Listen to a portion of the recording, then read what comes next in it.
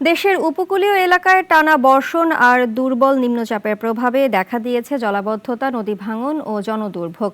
সমুদ্র বন্দরগুলোতে ৩ নম্বর সতর্ক সংকেত চলছে। অভ্যন্তরীণ রুটে বন্ধ রয়েছে লঞ্চ চলাচল। প্রতিনিধিদের পাঠানো তথ্য ছবিতে জানাচ্ছেন সুলতানা মরিয়ম। টানা ভারী বর্ষণে ফের জলমগ্ন নোয়াখালী শহর ও আশেপাশের গ্রাম। গত ২৪ ঘন্টায় ১২৬ মিলিমিটার বৃষ্টিপাত রেকর্ড করেছে আবহাওয়া অফিস। শহরের রাস্তাঘাট, দোকানপাট, শিক্ষা প্রতিষ্ঠান সহ বাসাবাড়ি তলিয়ে গেছে। জলাবদ্ধতায় চরম ভোগান্তিতে সাধারণ মানুষ।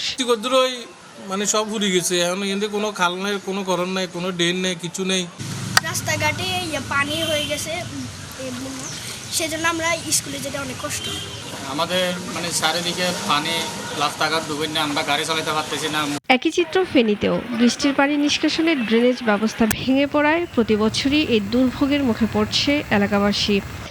সেখানে গত ২৪ ঘন্টায় ২৩৩ মিলিমিটার বৃষ্টিপাত রেকর্ড হয়েছে। হাঁটু সমান পানিতে ডুবে আছে শহরের প্রধান সড়কগুলো। নদীপাড় ভেঙে পড়েছে ফুলগাজীর মুহুরী নদীর পাড়।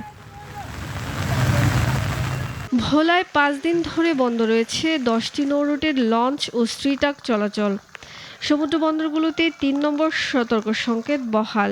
ভোলায় ৫ দিনে ১৩৮ মিলিমিটার বৃষ্টিপাত রেকর্ড হয়েছে।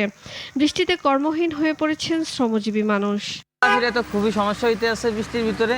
আপনার প্যাসেঞ্জার নাই, লোকজন খুবই কম। ভোলাতে কয়েকদিন ধরে বৃষ্টি, 3 দিন যাবত আমারতেছি, কোনো বেচা কিনা নাই, লোকজন নাই।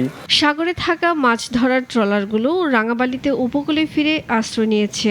উপজেলার সদরসহ 4টি ইউনিয়নে সোমবার সকাল থেকে বিদ্যুৎ বিচ্ছিন্ন রয়েছে। নদীতে স্রোত বেড়ে যাওয়ায় চরমন্তাজ ও চালিতাবুনিয়ায় দুর্বল বেড়িবাঁধ ভেঙে পড়ার শঙ্কা তৈরি হয়েছে।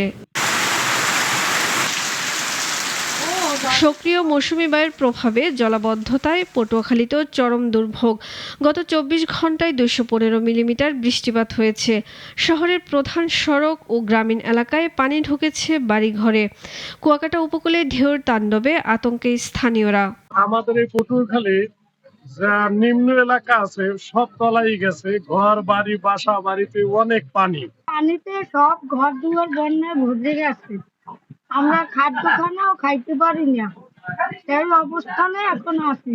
4 দিন যাবে বৃষ্টি, এখন বৃষ্টিতে গাড়ি চালাইতে পারি না, সবকিছু বন্ধ। চলাইতে ঘর একটা চলাই কোমর মানে গেল বাবা। একই চিত্র বাগেরহাটেও। ১১০ মিলিমিটার বৃষ্টিতে প্লাবিত শহর ও নিম্নাঞ্চল। নদ নদীর পানি বেড়ে আশ্রয় নিয়েছে শত শত ট্রলার। বৃষ্টিতে ব্যাহত মোংলা বন্দরের কার্যক্রম। জলাবদ্ধতা, নদী ভাঙন আর দুর্বল অবকাঠামোর কারণে বর্ষায় প্রতি বছরই বাড়ছে দুর্ভোগ।